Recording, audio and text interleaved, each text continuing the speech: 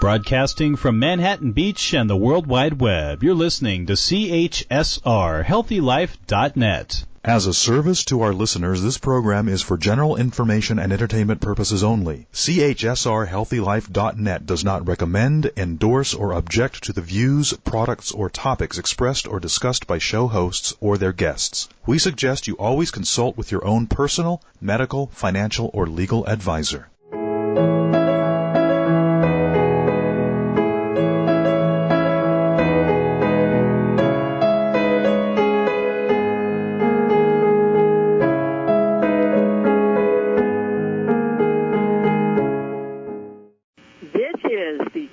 Quest Show with Hapi, Hara, and Johndennis Govert. I am your co-host, Hapi.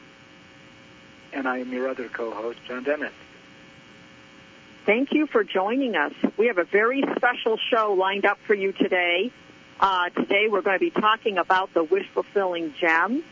Johndennis and I both wrote a book about the wish-fulfilling gem called the Chintamani Crystal Matrix, Quantum Intention, and the Wish-Fulfilling Gem.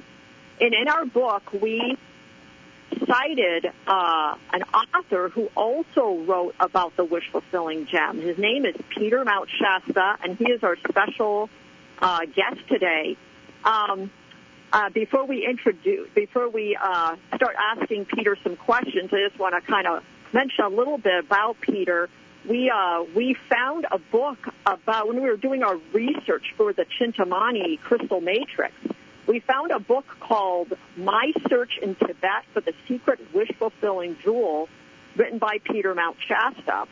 And in that book, it recounted Peter's search or his quest for the wish-fulfilling jewel and as a spiritual journey. And today we're going to talk to him a little bit about his background and about his book.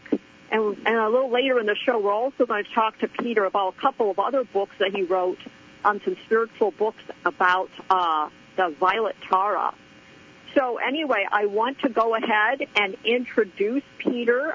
Peter, please, say hello to our guests. I mean, say hello to our audience. Yeah.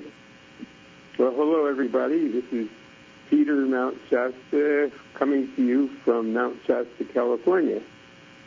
And thank you for having me on, Hapi and Johndennis. I am honored to be with you. And I have actually in my hand at this moment a wish-fulfilling gem that Hapi gave me. So I am filling it with intention that everyone who listens to this program receive what they need. Yes, you're reminding me. I forgot about that. So I visited with Peter in Mount Shasta about a year ago, and I was visiting Mount Shasta. I was hiking around the mountain, and I had contacted Peter. I never met him before, and I contacted him, and he called me the next day, and we had this beautiful meeting together. And then I remember now, I gave you this little tektite. I think it was called it's either a Staffordite or it was a Columbianite. But anyway, thank you for reminding me of that. That was a very special moment. So I want to ask you a little bit about the wish-fulfilling gem. How would you define the wish-fulfilling gem? Well, that's the question which you and Johndennis addressed in a book of over 350 pages. But I will try to answer it in a few sentences. Of course, everybody has their own perspective on it. And my first contact with it was when I was in northern India, and I received actually a medicine called a wish-fulfilling gem, which was a particular Tibetan medicine rolled up in a ball. And it was very, very powerful. But they, called that the wish-fulfilling gem.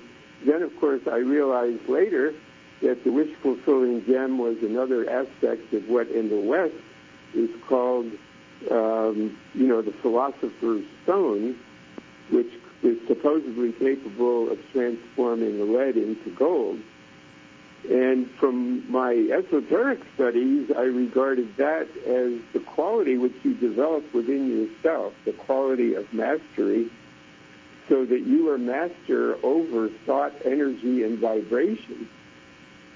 And I met yogis in the Himalayas who were masters of thought, energy, vibration. They could create physical objects out of the air. And, one of them knew that I was craving steamed spinach and chapatis, and he waved his hand, and that dinner appeared, even though he had no fire. And, we were out on the banks of the Ganges on a rock peninsula. So I saw there were beings that could actually do that. And I saw other great beings in India and, mostly in India, who were capable of manifesting objects or even making objects disappear. So I saw once you are in touch with that quality within yourself, once you have developed that consciousness, then thought, energy, and vibration and material substance will obey your commands, So this is sort of symbolic of mastery. And so, of course, the real lead that is to be transformed into gold is our own nature, our own human nature. To transform the poison into nectar, is to find the negative aspects of our own personality and, purify them and make something positive out of ourselves. And but my pull to actually find a stone came when the 16th Karmapa appeared to me in meditation, and he told me to go to Tibet and seek the wish-fulfilling gem. And, I thought, well, maybe there is actually some gem like the Rurich gem which you mention in your book, that there's something I should find and bring back. But once I got to Tibet, and I actually had then some guidance from Saint Germain, where I was realizing that it was not a physical gem, but more an aspect of consciousness that I was to develop in myself, to seek for the inner Chintamani stone, or to connect with the Chintamani crystal matrix, which is the title of your book. So to learn to develop that, which is, I think, the goal, actually, of much of the Tibetan Buddhist practice. But, Johndennis is more an expert on that than I am, but I did give an account of my own quest in my book, My Search in Tibet for the Secret Wish-Fulfilling Jewel. And, of course, that quest continues, I think, as it does for all of us, but we may call it something different. But the wish-fulfilling gem is a wonderful concept to have and to know that is within you. Now, in India, they may call that the Jyoti, for example, the flame, the sacred flame. And once you are master of that, then there are no obstacles for you. So, I don't know if that helps. Yeah, so Peter, that was. I think you brought a depth to that definition. Mm-hmm. I know I go to a lot of gem shows, and I've been a crystal dealer my whole life, and I'm always searching for crystals, and I'm a massive crystal collector. And I remember at a recent gem and mineral show, I was talking to a European dealer, and I was trying to sell them copies of my book, and they started saying, in Europe they call it the Chintamani stone, but this this dealer started arguing with me. It's like, oh, they were limiting it to like an actual physical stone, and they said, oh, that doesn't exist. Mm-hmm. Everyone's searching for it, and it doesn't exist, and it's just a mythical stone. And I was trying to explain to them, it's like, well, no, this is a lot deeper, and I kind of feel like a little bit that it's something you develop within yourself, but it may even be an archetypal energy that rules crystal and matter as well. So in other words, like whatever we develop within ourselves, and then we connect with it in crystal and matter too. But now kind of getting back to your book a little bit, what did you feel like you did discover in the Himalayas? Like, what did you do? Like, did you find the wish-fulfilling jewel? Well, not as a physical substance, but the sort of ordeal I went through there in Tibet brought me closer to finding the, I call it the divine presence, within myself, what some people would call the God focus, or the entrance into expanded consciousness. I mean, I'd already been practicing spiritual practices for many years. I spent time with Neem Karoli Baba, Ramdas's guru, and many other yogis in India. But this journey to Tibet, I brought me even closer to that. And, part of that is, I had some sort of near-death experiences there, and that kind of shows you the futility of the ego quest, or the quest for material happiness, that you are brought into the awareness more than ever of what is real and what is not real. And so I think that Chintamani is the essence of what is real, And, elaborating a little further on what you just said, is it a real stone, or what is it, or is it a myth? I mean, it's everything, really. But once you realize that consciousness and intention can be used to create a certain reality, then if one person holding a crystal, it may be nothing for them, but another person, that may be the key to their enlightenment. It depends on how they view it and the rituals they do with it. So each person needs to develop their own relationship with that wish-fulfilling jewel, and you elaborate on how to do that quite extensively in your book. We have I think 7 crystal stores in Mount Shasta. And, I walk into them and I don't feel particularly anything special, except potentialities, But when someone buys a crystal and they work with it and they establish it as an objective focus of consciousness, then it can have very powerful effects, And that's apart from the actual energy of the stone itself, like in India, in Vedic astrology, they talk about the energy that the different stones embody, for each planet. There's a different stone, like a yellow sapphire for Jupiter, and so on.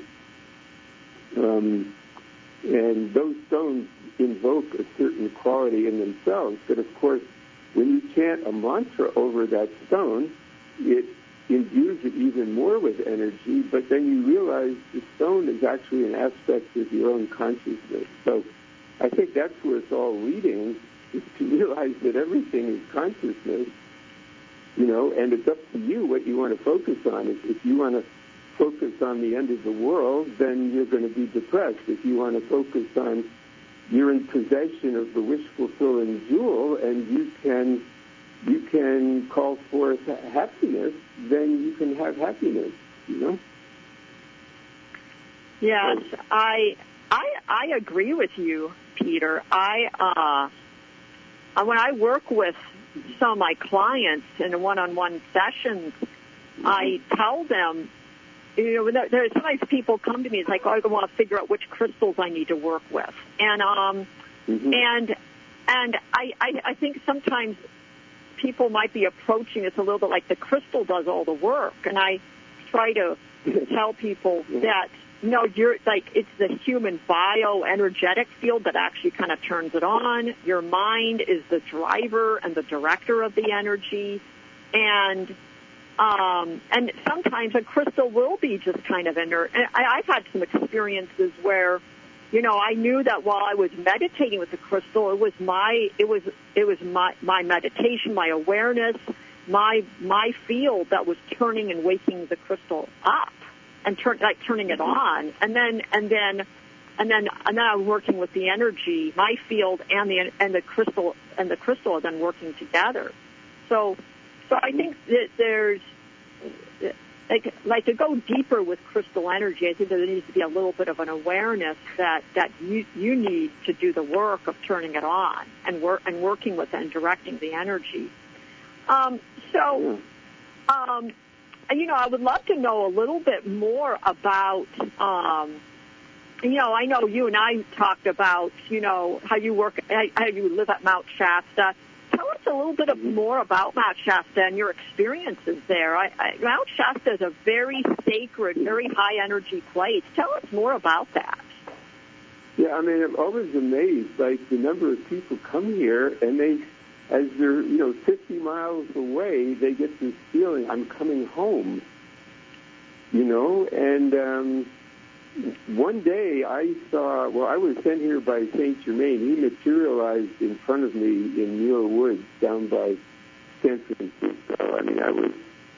I had lived with the yogi in the Himalayas who he could leave his body when he wanted, and I thought that sounds like a good idea. I think I'll do that, but maybe I should ask for some guidance first before I do that. So I called on every being I could think of, from Buddha to Jesus to Mother Mary and so on, and Saint Germain. And suddenly this man materialized out of thin air in front of me, and this was not from taking drugs or anything. And he said, Peter, your prayer has been heard. And I thought, wow, this is the first time in my life a prayer has been answered. And he said, you can leave your body if you want, and I will help you, but I want to show you something. And he took me above the earth, and I saw this realm where beings existed as balls of light emanating rainbow colors, in a sense, every person's essence is the Chintamani, But then I heard the suffering on the earth, and my heart went out. I said, I want to go back and help out. And he said, you made the right choice. Go to Mount Shasta. The first person you meet will tell you what to do next. So, to make a long story short, I went to Mount Shasta and met Pearl, and she said, I've been expecting you. Saint Germain told me he was sending you. And I studied with her for many years. And I saw that on the mountain there were these temples. One day my inner sight was opened, and they looked physical, like the Acropolis outside of Athens. There were, just on one side of the mountain, about a dozen of these temples. And I saw that different masters used these temples as foci, and they would take their disciples there. Sometimes while the people were asleep, they would take them in their higher bodies to be trained in these temples. And the next day, I could still see the temples a little bit, but they were kind of fuzzy. And then the next day, they were gone completely. But I know that they're there, and they're in locations that people are frequently drawn to go and sit and meditate. So I think that's one of the reasons people feel the call here. Although people, like I say, people are taken in their higher bodies when they're asleep at night. So you don't have to actually come here physically unless you feel the inner call to. So, yes. But it is one of the main focuses of Saint Germain. Yeah. I'm sorry. Yeah. No. It's just letting you finish your thought. So you is Saint Germain? Is he a guide at Mount Shasta? Well, he's what they call an ascended master. Now, he's not a saint in the Catholic Church. There were many different people in Europe over a period of about 100 years, who had that name, Saint Germain. And then there's been a lot of stories made up, but from what I understand, his last earthly embodiment was Sir Francis Bacon, who wrote the Shakespeare plays. And then after his death, he started appearing. About 50 years later, he would appear all over Europe in various courts. And for about 100 years, he always appeared to be about 40 years old, and he seemed to know the answers to everything. And he would appear, on the same day in the court in France and the court in England, there were women that kept journals, diaries back then, and they'd say, well, I met this amazing being, Saint Germain, and then a woman in another country saw him on the same day, which in those days there were not jet planes or anything, so he was what's called an ascended master over space, energy, and time, that he could be wherever he decided to be and appear in whatever form he wanted. So, yeah. Yes, so, thank you. Thank you for sharing that with us. Thank you for sharing a little bit more about Saint Germain with us. So, Peter, how can people either contact you, or do you have a website? I do have a website. It's iamteachings.com. It's just i-am-teachings.com. And there's a contact form there. People can sign up for more information, and there are also some free downloads there, and my books are available for download there. Okay, that's excellent. Yeah. And my books are available on Amazon and Kindle and all that stuff. Yeah. So, Peter, we're going to do a commercial break, and then we're going to come back with you, and you and Johndennis are going to discuss two of your other books about Violet Hara. Okay. For now, we're going to take a commercial break. You are listening to Crystal Quest Show with Hapi Hara and Johndennis Govert, and we will be right back.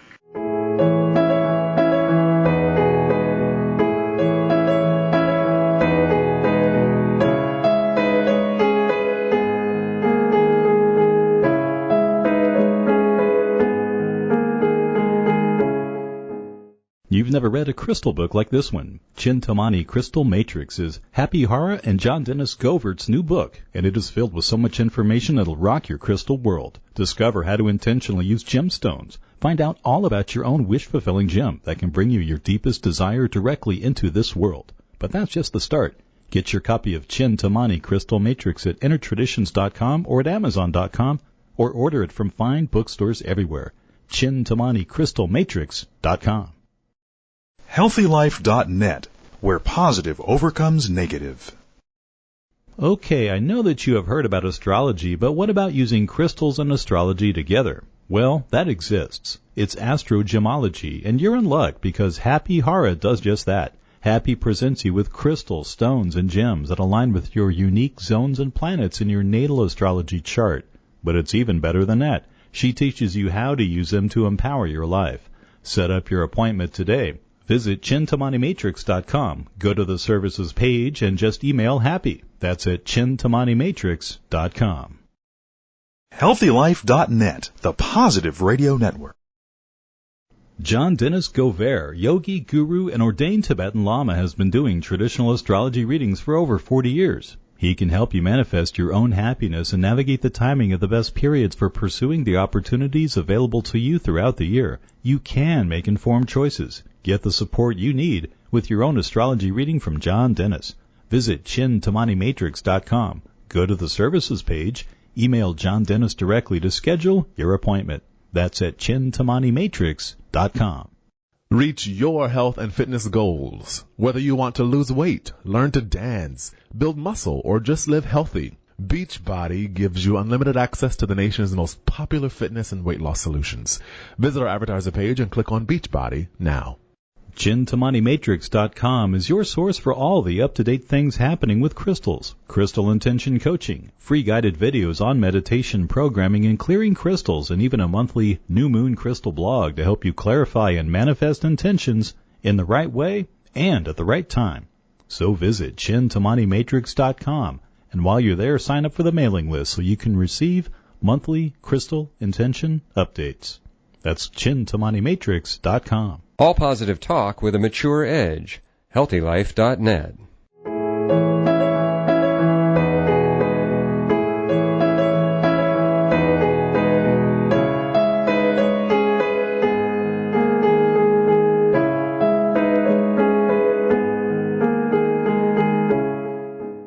Welcome back to Crystal Quest Show with Hapi, Hara, and Johndennis Govert. And we are speaking with our special guest, Peter Mount Shasta. And we've discussed the Chintamani, the wish-fulfilling gem. And what I'd like to ask Peter about is he's in 2019 and 2020, he wrote 2 books on the Violet Tara, one that's called I Am the Violet Tara, the Goddess of Forgiveness and Freedom.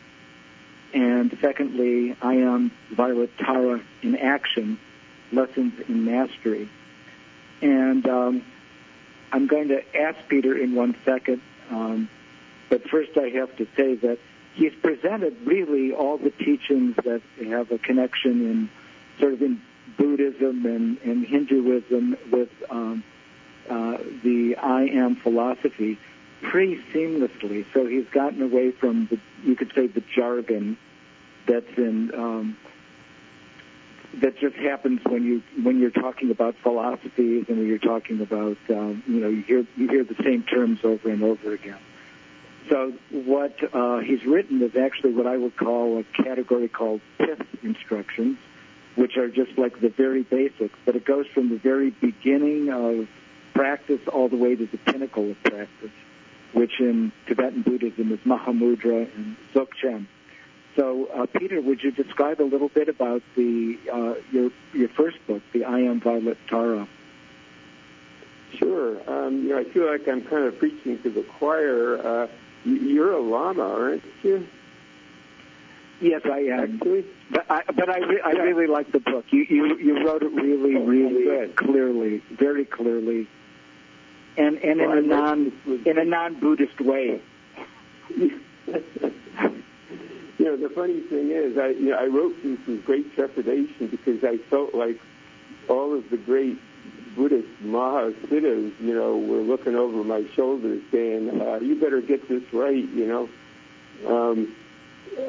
But, I became aware that I can't, these teachings will probably not be accepted by the dyed-in-the-wool Tibetan Buddhists in the United States because I'm not an official lama wearing a robe, and they'll only listen to an official lama, And then on the other hand, I incorporate the I Am teachings, which were given in the 1930s, which also became, very rigid, kind of dogmatic. So those people would probably not accept it either. So it's kind of written for people kind of in between that are open to the truth wherever it appears, So that's what I really saw a need, as you say, to give the pith instructions. Let's cut to the point here, cut to the chase, what's this really about, And I really didn't intend to do this. One day, Saint Germain, I was at a friend's house, and as I was getting ready to leave, I saw Saint Germain appear behind him and said, write about the Violet Tara. And there's what you hear in Tibetan Buddhism referred to as mind-to-mind transmission. He transmitted in 1 second what the essence of the book was, But he didn't give me the words.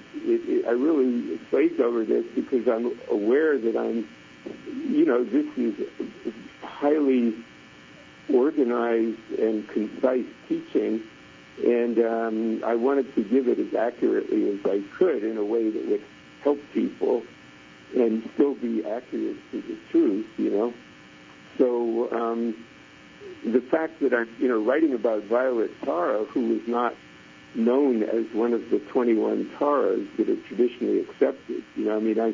I've had empowerment in the white Tara, the green Tara, and the red Tara.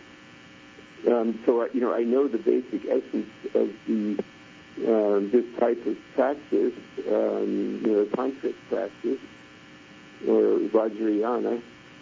So I really attempted to bring that forth in a way that average spiritual aspirant could understand and apply in day-to-day life, without going to a lama and getting the lung and the wang and, having to do nundro for a year, and all that stuff, Yes. So that was the first book, I Am the Violet Tara. I attempted to sort of lay the groundwork for that. And then people started contacting me who were actually applying the teachings and having results, which was amazing. And so then the second book was kind of, I think it was put together somewhat from talks that I gave and, interaction with people, just trying to go a little bit deeper into how to actually apply this in daily life, and kind of elucidate more how our attention creates our reality, and so we might as well have our attention on a goddess sending light into the world, as opposed to dwelling on somebody negative having power over us, Absolutely. Yeah. So it sounds I like... sent this book. Okay. I sent go ahead. Finish. I sent this book to a couple of lamas, and they never replied. I think they were appalled, Anyway, I mean, how do they know? They said that these great Kirtans from Tibet have been re-embodied, How do they know I'm not a Kirtan, revealing this to the West? You know what I mean? Well, exactly. It seems like they should be open, Yeah. Yeah, what Peter's referring to is that in Tibetan Buddhism there are these treasure revealers. That's what Kirtan means. And that they're given practices from time to time just based on whatever is going on in the world, because people need a practice that they can use at this particular time. It just resonates better with a particular generation. It's not like previous teachings were wrong. It's just that, the current generation needs different nutrition or, different ways to go about it. So I do consider that what you have is definitely in that category of treasure teachings, absolutely. Well, thank you. That means a lot to me, Johndennis. Well, yeah, and really when you read the first book, the I Am the Violet Tara, it does talk about the entire path. So really you do give people like a lifetime of practices that they could do. You just haven't elaborated them as much as, there's been time to elaborate those within Tibetan Tantra system. But I take it that the second book that you had was really kind of people coming forward to you and asking you questions like, well, practically, how do I work with this? Because the first book is pretty open-ended. It's like you were saying, you could do this, or if you only have this much time, you could do that, or, so you gave a lot of space for people to choose their own path. Right. I mean, there's a wealth of practices in here people can apply. In fact, I think it's the last page, 2 pages in the book, I give a concise Violet Tara practice. There's about a dozen steps there, which is kind of the essence, really, of all the Tara practices, whether it's white, green, red, or violet Tara. It's pretty much the same, Yes, absolutely. Well, what I want to ask you when we come back for our last segment is if you would maybe kind of give us a meditation, and then we will, at this moment, we're going to break for another commercial section. And I want to remind everyone that this is the Crystal Quest Show with Hapi Hara and Johndennis Govert.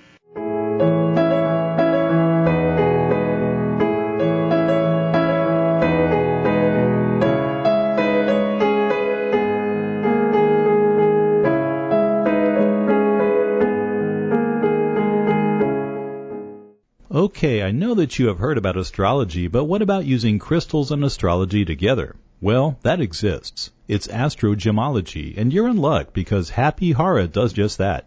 Hapi presents you with crystals, stones, and gems that align with your unique zones and planets in your natal astrology chart. But it's even better than that. She teaches you how to use them to empower your life. Set up your appointment today.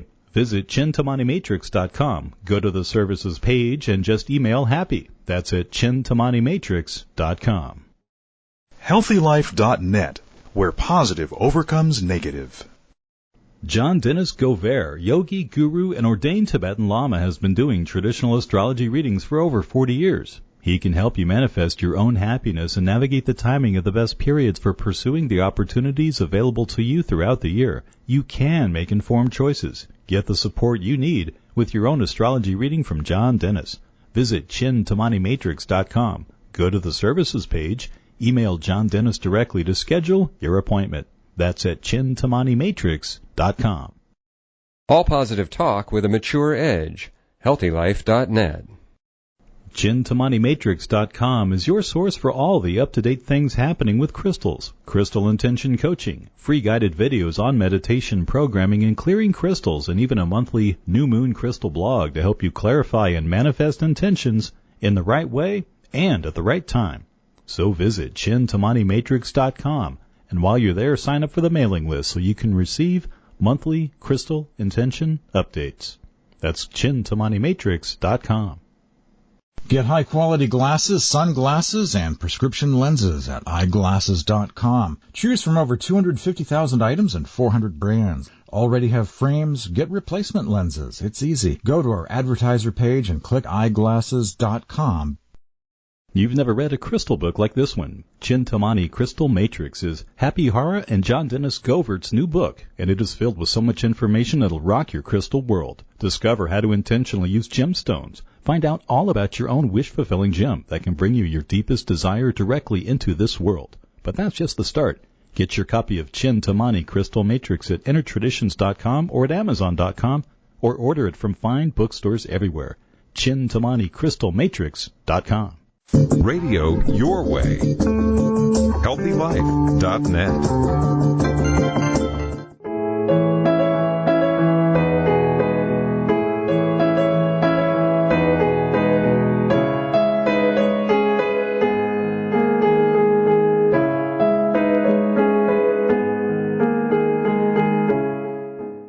We are back on the Crystal Quest Show with Hapi Hara and Johndennis Govert. And today our special guest is Peter Mount Shasta. And in this segment, we are continuing our discussion with him about the Violet Tara practice, which his second book is I Am the Violet Tara in Action, Lessons in Mastery. So did you actually develop more extensive part of the teaching, Peter, or in the second book were you actually adapting it to the people that came to you through webinars and who had actual questions about how to go forward with this practice? Yeah, well, I went more into it myself, and actually the more I saw people applying it and getting results, I sort of went more into exploring what they were doing and what was working for them. And it was very gratifying to see the results that people were getting, like healings and things like that, you know. And, as I applied it, I started having results myself. In fact, one of them is kind of humorous. I'm not a political person, so don't take this as my political opinion, but I no matter who the president is or what government we have, I frequently will call for Violet. Well, sometimes I would call on Saint Germain or a particular master to radiate through the government, through the White House, through the Congress, just to uplift all the people there. It's not siding with any particular party, but it's when this book came out when Trump was president, and I thought he could use a little violet fire, to raise his energy. So I called on Violet Tara to be above the White House and come down through Donald Trump visibly, and to purify him. And later that day, he had a press conference, and this was like when COVID was making its appearance, and he said, you know what, I think violet light can cure people. And I was absolutely blown away when I read that. Of course, the press made it sound like he was crazy. They didn't report that he said, well, of course, this was need to be validated by scientists and tested, in the lab and all that kind of thing. They left that part out. They said, oh, the president is wacko. He's talking about violet light. But to me, it was amazing that I had called on that, and I called on for him to see the violet light, and he did see it, So that's an example. And so I called for the violet Tara to go forth through the Ukraine, through Russia, to radiate on the Kremlin, on all the governments of the world. There's no limit to what we can do. Like when I drive by the local hospital, I call on violet Tara to come down there. I just visualize this goddess of violet light radiating rays down. And, violet is the most purifying quality of light. I mean, of course, blue light is used for healing also, and green light. All the colors have their place, which is why the different gems have power also. But, violet is known for this purifying quality. And I've seen sometimes in a room where a lot of people are meditating, there'll be a little violet tinge in the atmosphere. So anyway, in these books, I just give, especially in the second book, different ways to call that violet Tara into action. In fact, we have a Facebook group, actually, the Violet Tara Facebook group, and for people that have read the book. And people share their experiences, or they will send names in of people that they want people to invoke the violet Tara for, Mm-hmm. I mean, I don't do exclusively violet Tara practice. I also do traditional white Tara practice. And it's interesting. I use different malas. I use a pearl mala for white Tara, and then I have an amethyst mala I use for the violet Tara practice. But anyway, it's, I don't know if you wanted me to do a meditation or... Well, why don't we... I would like that, Peter. If you could just, sort of like focus us a few moments and sort of take us through just like the pith of the pith or the essential of the essential meditation. Yeah. Thank you. It's actually quite simple. And, in Tibetan Buddhism, they divide it into two phases. One is the generation phase, where you create the deity in front of you. The next phase, the completion phase, the deity merges in you, you become the deity. And the lamas are hesitant to give this out to Westerners, because there's the danger people start to think, well, I am the violet Tara, or I am cognizant about whatever it is. You have to dissolve that in the end. And there's enough people already walking around claiming to be the reincarnation of this being or that being that they, the lamas don't want to add to that by people thinking that. So, but it seems people are aware of that now. So you start out by visualizing the deity in front of you. So you see a goddess, beautiful goddess of violet light. She might be wearing an amethyst necklace, something like that. She can have a scepter if you want, an amethyst crystal rod. However you see her, as not only a loving being, compassionate, but also powerful. And you just make her more and more real. Now you can do a Tara mantra, the basic Tara mantra, Om Tare Sitare Tere Swaha. And that's in the book. You can do that as you're focusing on her. And gradually you see her, you feel love for her, and you realize that she is an aspect of yourself. And so you think that if you can create a God, what does that make you? consciousness can take whatever form you want it to once you tap into that. So you are creating this aspect of consciousness as Violet Hara, and then you realize she is actually you, and she merges with you, and then you can say, I am Violet Hara. You become this goddess sending out rays of violet light wherever they're needed, to the whole cosmos if you want. And see the whole earth lighting up, surrounded in like neon violet light. And it's very powerful. It raises your consciousness as well as the consciousness of everyone else. And this energy is real. It's not just a thought form in your mind. The more energy you put into it, the more effect it has.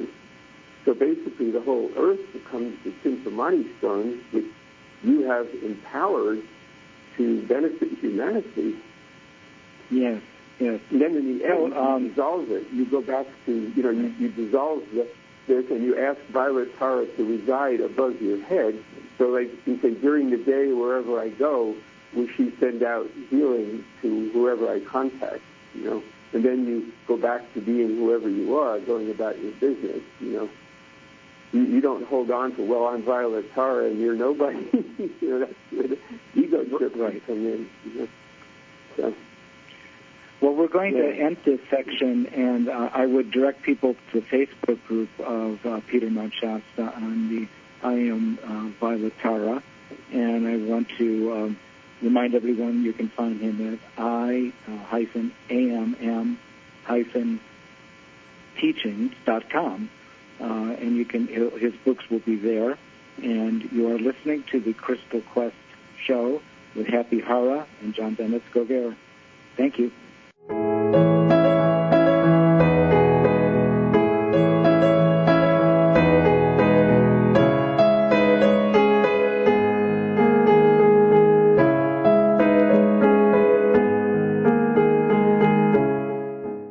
Johndennis Govert, yogi, guru, and ordained Tibetan Lama, has been doing traditional astrology readings for over 40 years. He can help you manifest your own happiness and navigate the timing of the best periods for pursuing the opportunities available to you throughout the year. You can make informed choices. Get the support you need with your own astrology reading from Johndennis. Visit ChintamaniMatrix.com. Go to the services page. Email Johndennis directly to schedule your appointment. That's at ChintamaniMatrix.com. More exhilarating talk.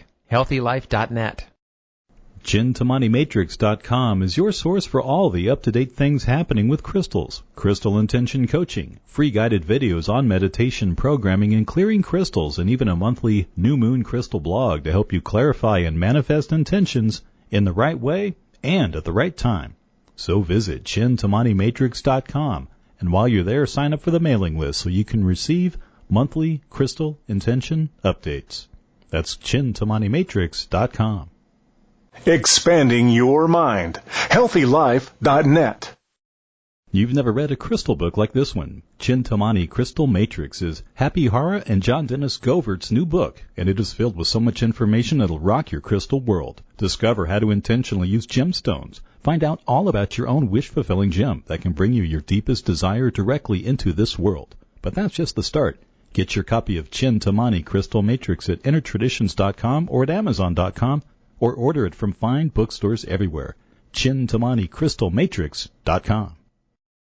Uplifting talk. HealthyLife.net. Okay, I know that you have heard about astrology, but what about using crystals and astrology together? Well, that exists. It's astrogemology, and you're in luck because Hapi Hara does just that. Hapi presents you with crystals, stones, and gems that align with your unique zones and planets in your natal astrology chart. But it's even better than that. She teaches you how to use them to empower your life. Set up your appointment today. Visit ChintamaniMatrix.com. Go to the services page and just email Hapi. That's at ChintamaniMatrix.com.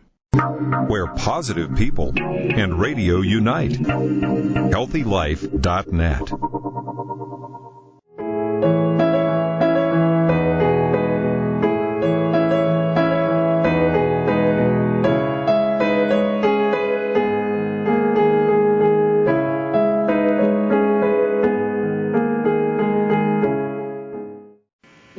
back with the Crystal Quest show with Hapi Hara and Johndennis Govert. I am Hapi, and in this segment of the show, we're going to focus on crystal astrology, or also what I call alchemical astrology. During this time period, this month, we have a new moon in Gemini, and so our focus today is going to be about the sign of Gemini in astrology, as well as crystals that work well with Gemini, and also crystals that help balance or focus Gemini a little bit better. So I want to just talk a little bit about, if you are a Gemini or you have important planets in Gemini, or if you have Geminis in your life, Gemini is a mutable sign. It's an air sign. So it's very much about the thinking, the intellect. It rules communication. It rules networks, meeting people, spreading ideas, connecting. It also can rule like electronics. It can even rule like radio shows, communication in general. So if we feel like we need to communicate or expand ourselves in the world, it's good to work with Gemini energy or also with Gemini crystals. Now, what is important to remember about astrology is that polarity is an important concept in astrology, in the sense that sometimes people get very, very focused on their sign and never really understand that they have a polarity, like, say, the sign on their opposing side, that would help them bring them to balance and help them focus on their purpose in life better. So the polarity for Gemini is the sign of Sagittarius, which is a mutable fire sign that is a lot more about focused action, focused purpose. They are a sign of a warrior. They are the person riding the horse with their bow and arrow filled with intention.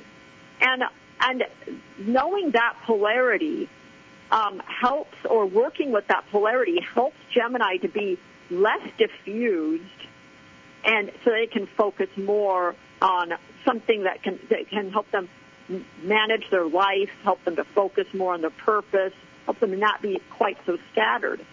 Now, the crystal for Gemini, and this is, the correct crystal for Gemini that has been in existence for a long time is agate, which is a cryptocrystalline quartz. So Gemini works really well with quartz crystals in general. This can be agate, jasper. It can even be clear quartz, a purple quartz like amethyst, or a yellow quartz like citrine. And so quartz works well with Gemini because quartz is like an information crystal. It can hold information. It can activate energy. But another crystal that works well with the Gemini energy is their polarity crystal from Sagittarius, which is topaz. And topaz is considered the crystal of intention. So when a person who has a lot of Gemini in their chart works with topaz, it helps them to focus a little bit better.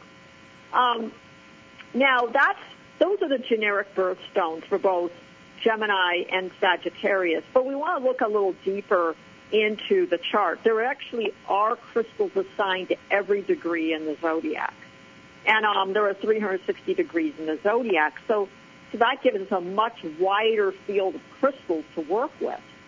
So if you know something about astrology, or you've worked with astrological charts a little bit, you know something about the degrees, there are 30 degrees in Gemini, and on the 9th to 10th degree of Gemini, there is a crystal there called flint. And flint is a cryptocrystalline quartz. Think of it as a variety of chert or a variety of jasper. It's related to chalcedony. It's related to agate. It's even related to petrified wood, because petrified wood is a form, like, say, a close cousin of flint as well. So flint is, like, say, the more specific crystal that one can work with, in mid-degrees of Gemini. Now, what cryptocrystalline means is that the molecules of the crystal are very, very tightly packed. So when you're looking at a transparent quartz crystal, think of those atoms as being more loosely packed. and then you can see the transparency of the crystal. But with flint, we're dealing more with the cryptocrystalline quartz, where it's tightly packed, and that makes the crystal more opaque. Now, opaque crystals tend to, like, say, slow the energy frequency down a little bit, okay? And I'm not saying that makes it weaker, but opaque crystals can actually help us ground a little bit because it's absorbing the light more. And the benefits for working with, like, a cryptocrystalline quartz like jasper or a chalcedony or an agate or like flint is to actually slow our fast-paced living down or our fast-paced minds down, especially if one is an air sign, okay, like Gemini or even like an Aquarius or a Libra. It's easy to get in the mind, and our mind can kind of move like a racehorse. We have all these ideas going through our mind, and we're moving very quickly, especially now that we're living in the information age. We're just being assaulted all the time by information. And so if you work with something like flint or jasper, what does this can help you kind of move into your body more, say your heart center or down into your solar plexus, your stomach area, kind of connect with your feelings and your emotions, connect more deeply with your body, or even root the soles of your feet deeper into the earth or into the ground. And the benefits of that is to just kind of slow your own pace down so that you can get more in tune with the energy of Mother Earth, more in tune with the energy of growing plants. I even like to think of this a little bit like turtle energy. When I hold an agate or a flint, I kind of feel like the essence of the turtle. Like I need to slow down, slow the pace more deeply into my body. And so I encourage you, to work with jasper in this sense, work with flint or chalcedony, and think about the crystal helping you to slow down and move more deeply into your body. I want to thank you for listening to our show today. I thank Peter Mount Shasta for being our special guest. I want to remind you that if you are interested in astrogemology or astrological readings, you can find out more about our services on ChintamaniMatrix.com. Thank you again for listening, and we look forward to giving you more information in the future. You have been listening to the Crystal Quest Show with Hapi Hara and Johndennis Govert. Thank you.